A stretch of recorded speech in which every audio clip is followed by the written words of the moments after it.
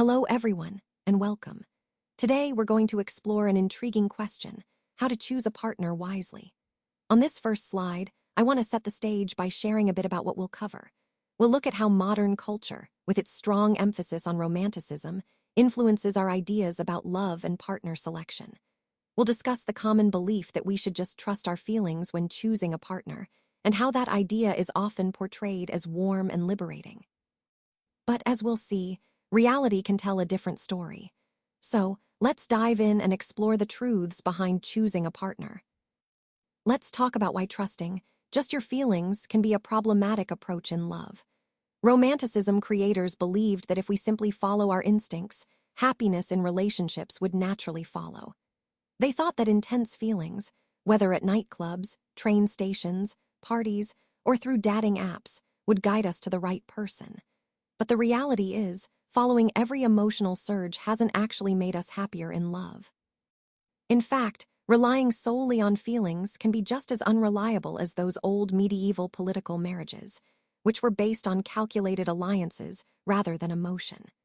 The idea that our emotions are always guiding us toward true fulfillment is a bit of a myth.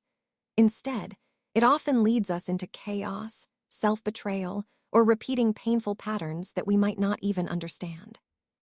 This is where a different way of thinking, influenced by psychotherapy, steps in to challenge that romantic myth. It suggests that maybe, just maybe, our feelings aren't the whole story when it comes to building meaningful, lasting relationships. You know, it's interesting how we often think we fall in love with what makes us happy, but actually, we tend to fall for what feels familiar.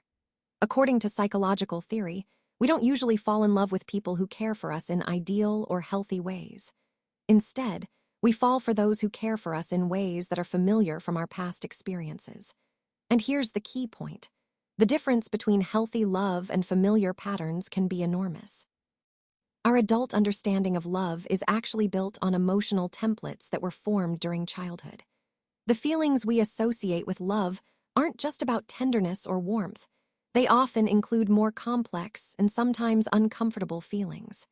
For example, we might have experienced deprivation of affection or a fear of anger and instability.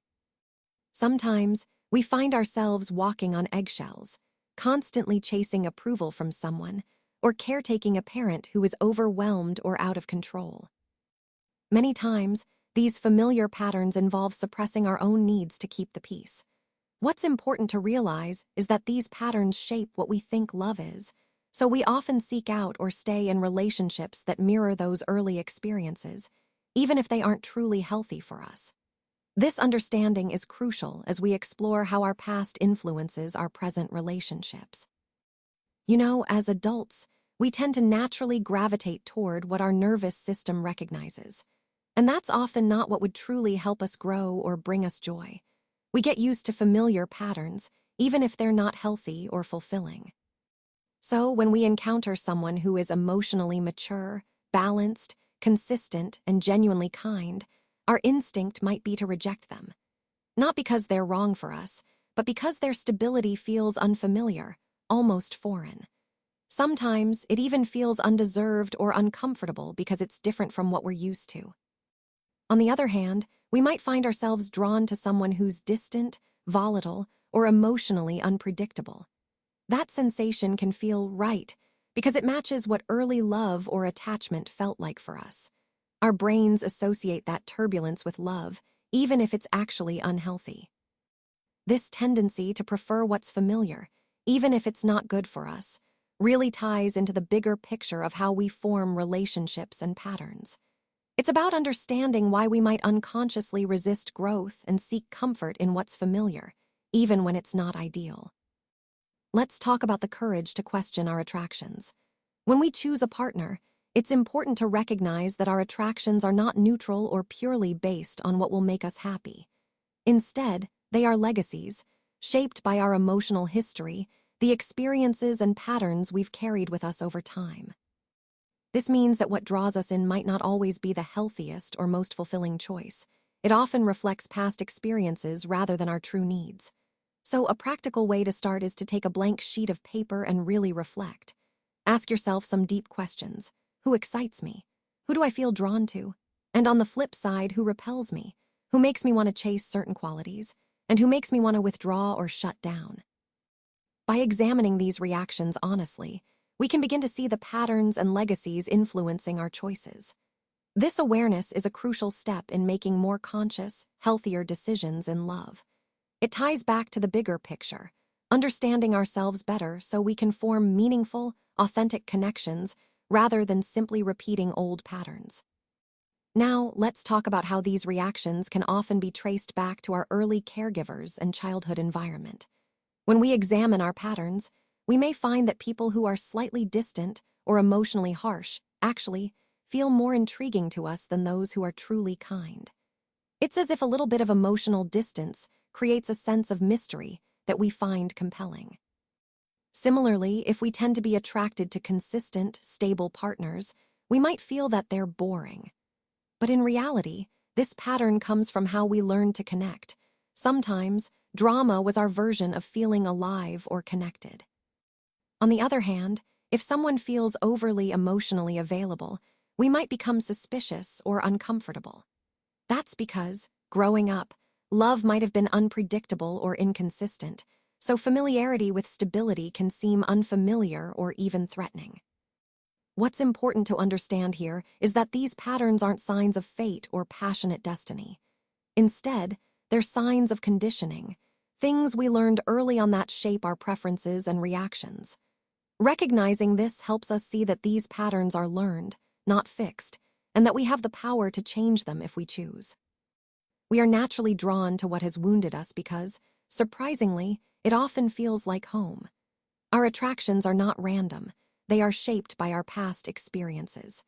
In fact, the patterns we develop early on, even before we understand what love truly is, influence the type of people we find appealing as adults.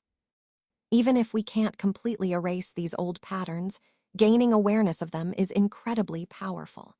It frees us from being completely controlled by these unconscious drives.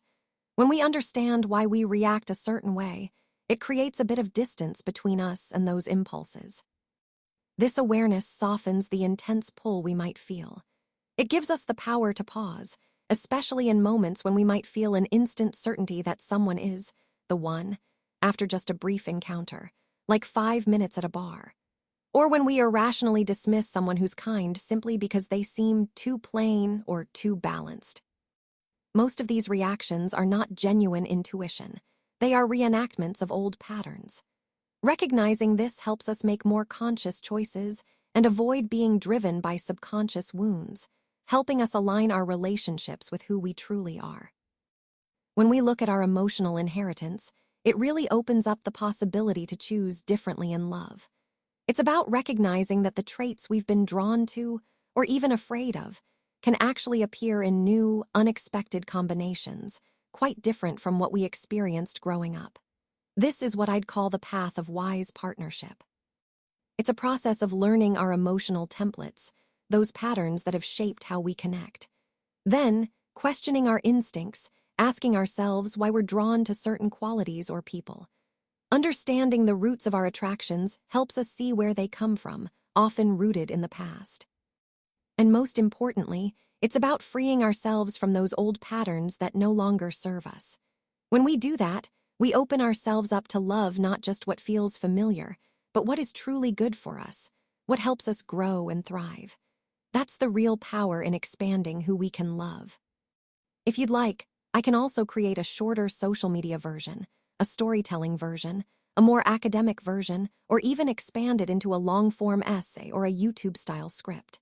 Just tell me your preferred style, and I'll tailor it accordingly. This flexibility helps ensure the content resonates best with your audience and fits the platform you're using. So, feel free to choose whichever version suits your needs, and I'll take it from there.